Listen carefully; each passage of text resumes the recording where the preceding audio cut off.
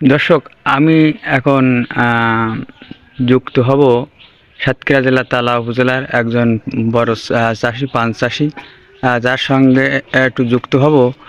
দৈনিক ৭১ বাংলার পক্ষ থেকে আপনাকে স্বাগতম। আপনি কেমন আছেন? ভালো আছি ভাই। আহ, আমরা আপনার কাছে জানতে চাচ্ছি যে এখন এই চলতি মৌসুমে, পানের মৌসুমে আপনারা এই পান যে আহ, কাটতেছেন, এই যে পান কীভাবে বিক্রি করবেন এবং বর্তমান কি সময়ে কি অবস্থা পানের আপনাদের? হ্যাঁ ভাই, কি আর বলবো। গত বছর এসব পান বেচেছি ১-১৫০ টাকা পোন, এই বছর মাত্র ৫০ টাকা, ৩০ টাকা, ৪০ টাকা পোন। এখন এ বেশি আমাদের সংসার চলছে না। আমরা খুব দায়গ্রস্তর ভিতরে, আমাদের সংসার চলছে না।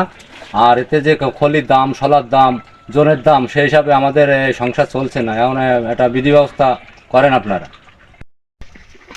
দুঃখের কথা কি বলবো, যে প্রথমের থেকে এতে প্রচুর টাকা খরচ। একটা জনের দাম ধরে ঘন্টা ৮০ টাকা, আর এক কান খলির বস্তা হইতেছে ৪,০০০ টাকা, এক কাউন শলা ৫,০০০ টাকা। এ দিয়ে যে পান বিক্রি করতেছি আসলে আমাদের লাভে দাঁড়াচ্ছে না, আমরা মানে একেবারে শেষ হয়ে গেছি। আপনার এই যে পানটা এখন বর্তমান বাজার মূল্য কিরকম? এই যে পানটা এখন ৩০ টাকা, মাত্র ৩০ টাকা পোন, ৩০ টাকা পোন মাত্র। খরচ এখন এই যে পানটা উৎপাদন করতে কিরকম খরচ প্রায় দাঁড়িয়েছে মনে হয়?